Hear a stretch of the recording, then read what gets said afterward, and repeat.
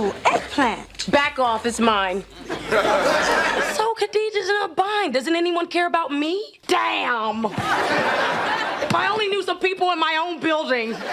Remember how we used to give fake names to the guys who would try to talk to us? I was Alexis. I was Dominique, right? We can access all surveillance available to any government agency. This is it. I say go for it. The Image Award goes to Erika Alexander. Very few parts. And the parts that we get, they're not paying as much. They're paying so-called top of show. They got this whole line that they would say, oh, you can't get more than top of show. And if you were, the more successful the show was, the less you would get paid. She's fabulous, fearless, and oh so fascinating. She's the one and only Erika Alexander, the powerhouse actress and writer who's not just known for her iconic roles, she's a true trailblazer. You know her as the fierce and fabulous Maxine Shaw, the sharp-tongued lawyer from Living Single.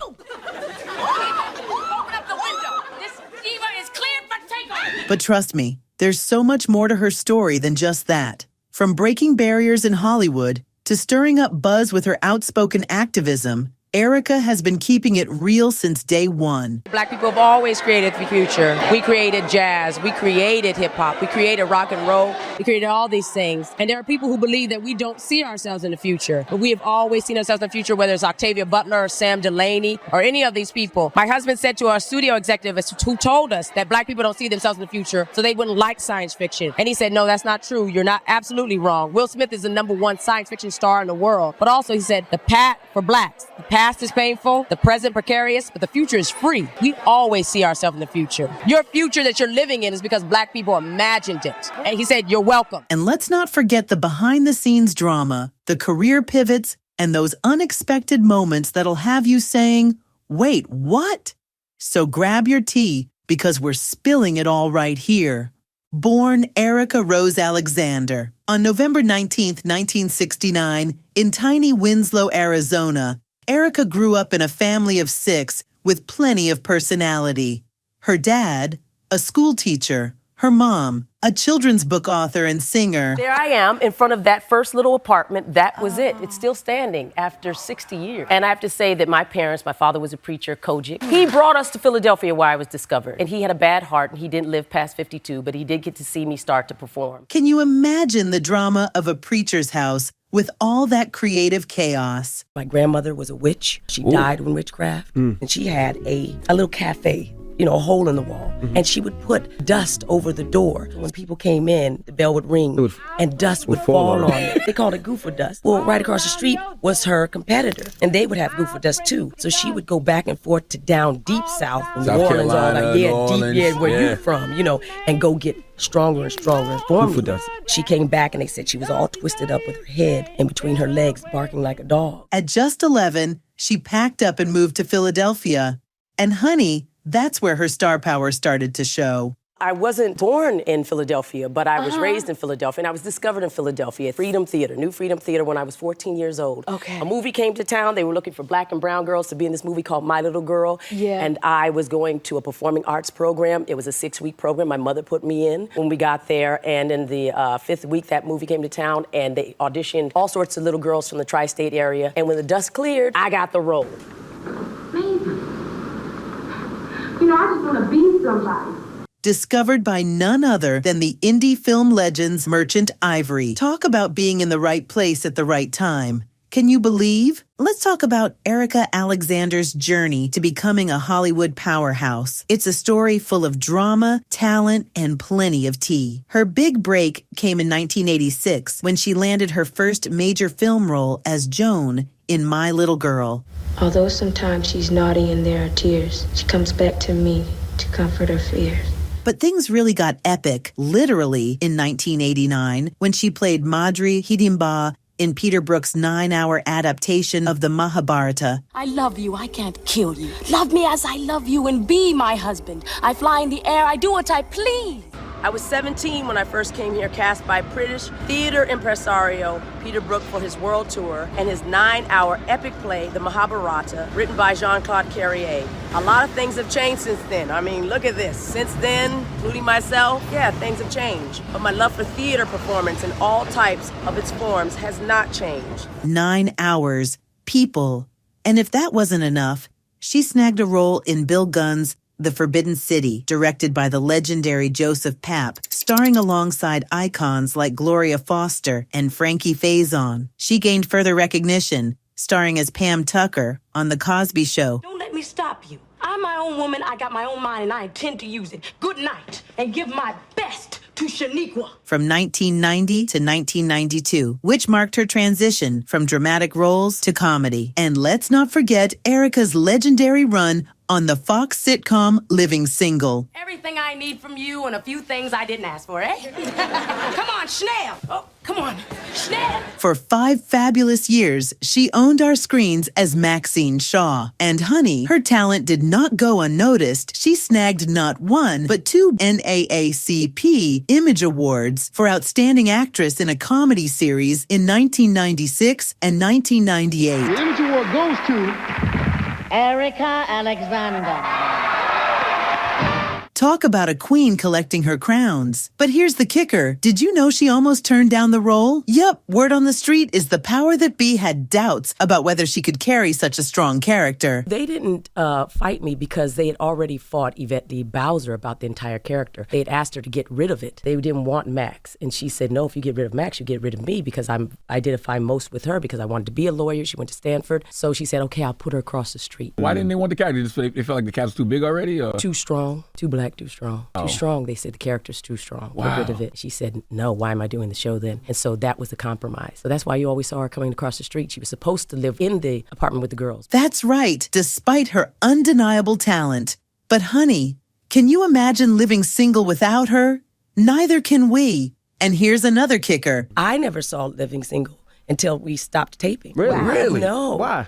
Because we worked. We filmed on Thursday nights. Mm-hmm. That was our filming night. We did 2 shows that day. And there was no DVR then, right? No. So we'd either wait for them to come on, but the truth is we rarely saw ourselves. Fast forward to 2001, Erika stole the show in the comedy 30 Years to Life. Go ahead, look at me and Leland. We've been together 4 years, but we don't need a ring to symbolize our commitment to each other. We are very happy, and I am lucky to have them. And walked away with a Black Reel Award for Best Independent Actress. Queen behavior, no? Then in 2018, she brought her magic to the CW's Black Lightning as the mysterious Perenna. The storm, so you can control the storm. Don't fear it, own it, and know that you are this power. Earning herself an NAACP Image Award nomination because, obviously, excellence.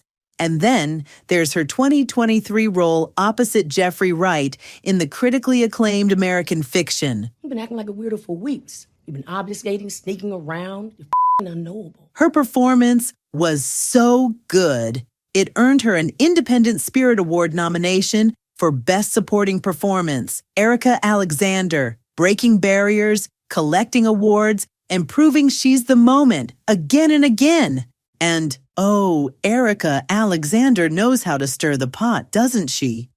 Over the years, she's had her fair share of headline-making moments that got everyone talking. Remember in 2020, when David Schwimmer floated the idea of an all-Black Friends reboot? Well, Erika wasn't having it. She clapped back on Twitter, reminding everyone that Living Single was the original blueprint for shows like Friends. The tea was piping hot, and the feud sparked a much-needed convo about representation and giving credit where it's due. Erika has made it crystal clear shows like Living Single were groundbreaking, but got overshadowed by predominantly white narratives. She's called out Hollywood for ignoring Black accomplishments, which makes it easier to keep stereotypes alive and exclude Black voices from the mainstream. Well, we were called My Girls when we first did our pilot. It didn't test well, you know how they test things. So they came down, and we were now filming the actual series. And one of the executives had a whole list of names, and he read them out, and it was Living Single, Friends, blah, blah, blah, blah, blah, blah, blah, blah. Chose Living Single for us. And then the next year, they created Friends. We had nothing on that lot. We actually had no air conditioning or heat. Oh my gosh. We had to walk out That's because we crazy. had our craft service table was basically rice. I just come from Cosby Show. I didn't expect them to have a spread like that. So that's what's happened with Friends. At the end of our run, we were being paid a lot less, smaller market share. I said, comparatively, yes. If you think about how much they made paying us so little and how much they made in syndication all around the world all these years, right? There were a lot of things that are in place to hold down and make you not feel as valuable. But I'm sure if they looked and scaled and, looked at it and how much they made versus what they put in, I'm sure we're on par, if not way beyond what they made. Then there was the time Erika got candid about Bill Cosby. She didn't hold back, calling him out for not being the man everyone thought he was. Unfortunately, he wasn't who we all thought he was, and it was disappointing. And it's not only regretful, it's painful. I think I saw things that I thought were cruel at the time, but I had also been raised in a cruel world. I really had been. So you kind of talk yourself into things and say, well, that's how adults are. At the time, I was 19, playing 15. You kind of take it. You kind of know in your heart that that's much more than you would want to see. Did he try something with you? No, I don't have a Me Too moment. Both my mother and my sister were raped in life. Yikes. So I take it very seriously, Right. allegations like that, but not me. Talk about a mic drop moment. But Erika wasn't just your average 90s sitcom queen. This woman was, and still is, on a mission. She's not only an actress, but also a fierce activist and entrepreneur. Fun fact, she co-founded a multimedia company called Color Farm Media. I created a company called Color Farm Media. It was because of the lack of opportunities for Black women, but also for Black people overall, and certainly for differently abled people, elderly. We don't see those people at all. It's like they don't even exist. Hopes that I could change things, but I started when I was just out of the Cosby Show learning how to write. So I'm really passionate about doing it. It's just that when I was doing it before, nobody wanted to hear you. They would take the meeting or they would have the meeting, but they would just sort of pat you on the head and say, oh, great, and sort of check you off that they met you. There was no platform, really, Black and brown people as leads. That's changed. If they're doing things, if they're creating things, sometimes you have to wait for your moment. It's like real estate. It can hold its value, but finish it. Don't sit up there and have it be half done, because its time will come, and that's what happened. And get this, she's also a writer and a comic book creator. Who knew Maxine Shaw was such a Renaissance woman? She's not just making waves, she's creating a tsunami of change. And let's not forget the drama around her reparations documentary, The Big Payback. We don't want a piece of freedom. We want the whole package, and that's reparations. This deep dive into reparations is so Erika, using her platform to spark some major conversations about race and equity. We are going to be going with the Big Payback to have screenings and debates on college campuses, starting with the NC-10 HBCUs, and we'd like to debate U.S. versus reparations, because people are afraid of this conversation. Corporations are afraid they're afraid to fund more films, and we need them to fund these films and the filmmakers who need help to tell this story. And so why not go to a place where ideas are supposed to not be controversial, but supposed to be an educational way to understand how to fix them and put our best minds to it. And, of course, her company, Color Farm Media, is right at the center of it all. Word on the street is that Erika's on a mission to shake up the film and TV world by pushing for real diversity and representation. Now there's my commitment to elevate and celebrate the power of our communities to educate, support, and build our lives. Love her or not, she's making sure people sit up and pay attention. While tackling such a hot-button issue, Erika faced serious backlash, including heated debates and even threats during discussions at HBCUs. What did you learn making the film, and what did you learn from these North Carolina HBCUs? I learned from this film that I don't know what I don't know until I know it. A lot of people have opinions about reparations, but they don't really know what it's about. It's amazing. The students have approached the debate in their own way, and they've come to it in a creative way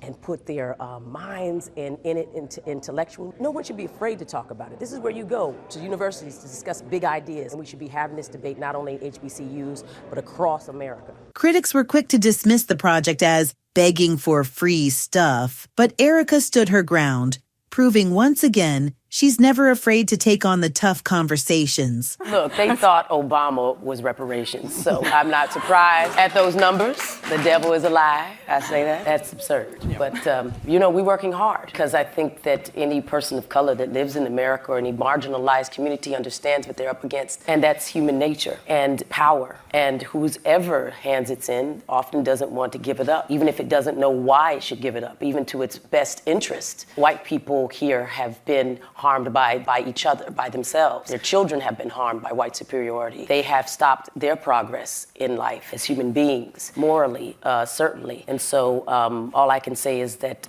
that's why most people who do this work don't look at those statistics. They keep it moving. Love her or not, Erika Alexander always keeps us talking. Did you know Erika Alexander was out here making political moves? Back in 2008, she was all in for Hillary Clinton, hitting the campaign trail and even touring college campuses with Chelsea Clinton. Talk about star power on the road. You know Erika doesn't do anything halfway. She was rallying the crowds and making sure everyone knew where she stood. My family struggle is familiar to millions of American families today. No one will fight harder for these families, for us all, than Hillary Clinton. Politics, activism, Hollywood. What can't she do? Oh, Erika Alexander does not mince words when it comes to calling out racism in Hollywood. She's got the receipts. She's been vocal about the systemic issues plaguing the industry, sharing her own experiences with racial typecasting and colorism. There's an institutional structured racism and bias and prejudice in people's minds. And I think even after the huge success of Cosby's show, 227, Different World, Will Smith's show, there was no reason for them to digress or go and divert themselves to that. But that's exactly what happened. And you can only say that, showbiz is monitored by real people. That's not only did that happen, they segregated television. In fact, they got rid of mostly black cast shows from 2000 until like Shonda Rhimes started to show up. I don't want to discount Bernie Mac's show, and then there was Chris Rock's. But for the most part, just nothing. And it was a really hard time, and then suddenly the bottom dropped out of the market, and people who weren't doing well were doing worse and losing their homes, and that happened to all of us. Now you said lose homes. Was it that bad? Yeah, there's no doubt about it. It was that bad for me. It was not that I would work and do guest spots, and people would always often say, we don't see you as much. And I say, you don't see me as much because there are very few parts. And the parts that we get, they're not paying as much. They're paying so-called top of show. They got this whole line that they would say, you can't get more than top of show. And if you were, the more successful the show was, the less you would get paid. What? Yeah, the less it mattered. Early in her career, she was often boxed into roles like a foster child or a prostitute. Talk about perpetuating tired stereotypes. Erika says it's all part of the larger problem of how Black narratives are undervalued. And let's be real, she's not wrong. So Black people are constantly being attacked by an American paradigm that's locked us in a Black identity, which is an identity crisis for them. It makes them schizophrenic. They have no idea where to put us, but with music, that music is all of ours. Rock and roll, punk, metal, all of ours. So why are we excluded from country and being seen as rock and rollers? Why is Little Richard demanding that even while he's passing away and can't make a living, can't pay his rent? And we have Lisa Cortez make that great documentary. But we shouldn't have to do that after they pass away. We should be working toward that right now to destroy those things. And that could be the case, but it's also not the level of sophistication that we deserve. They're not putting the marketing dollars into how they present it to us of a level of importance, allowing us to sort of have the same types of ability to take it in a way that says not only is important, we know it's important because look at how well that it's presented. We depend a lot on word of mouth, and Black people have the least amount of time to watch movies and these types of things. We're doing so many things, and yet we do support the film and television and the books that people are doing. We're great readers. We buy books and all these other things. We're 13% of this population, and many of us are incarcerated. Many of us are under huge burdens that take our numbers down. What they're not doing is promoting to white audiences. Now, let's talk about her personal life. Erika has always kept things pretty low-key. Erika Alexander's marriage to Tony Puryear, Hollywood's former power couple. These two were the talk of the town, but things took a shocking turn when they called it quits in 2017. So, what's the real tea? Despite the divorce, Erika and Tony are still thick as thieves, collaborating on projects like their graphic novel Concrete Park. So we did the comic book again to just show people this is what it'll look like. And then we came out in 2013. It was one of the best American comics. Forbes said it was one of the best graphic novels in America. Amicable breakup.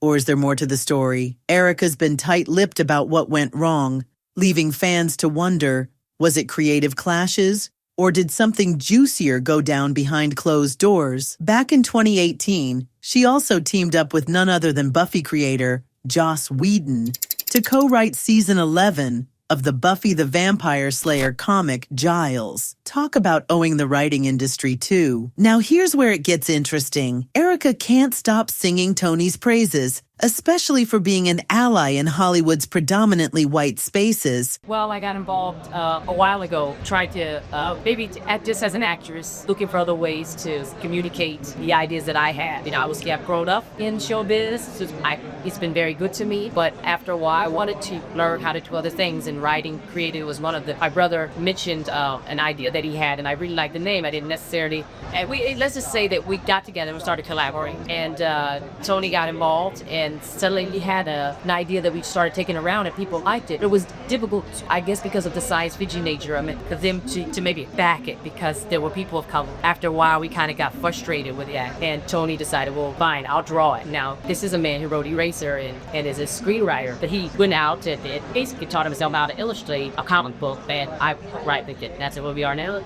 But let's be honest, how many exes stay this chummy? Insiders are buzzing about whether their continued partnership is strictly business or if those old sparks are flying again. Rekindled romance or platonic BFFs? Whatever the case, they've got everyone talking. But here's where it gets juicy. There's been some buzz about her possibly stepping back into the sitcom world. Could we see Erika Alexander headlining another comedy series?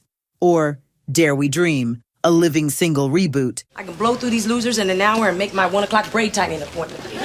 She's been hinting at it in interviews, and fans are living for the idea. I mean, Netflix, Hulu, are y'all listening? This 55-year-old American actress, producer, writer, entrepreneur, and activist has a net worth of $3 million. Erika Alexander, the multi-talented queen who's kept us entertained for decades, is proof that staying true to your craft and values can lead to a career that stands the test of time. Despite not going to college. You know, you meet people and they say hello and then they tell you something special like that. And then you realize that representation matters. And there I was, and I hadn't gone to college. I still haven't. And I was being a lawyer, but just, graduated high school and kept working because my father passed. And, I just wanted to help my mother. And here I was helping people go to college and become lawyers. She is proof that you can be a Hollywood star, a creative genius, and a change maker all rolled into one. Regine, I came over as soon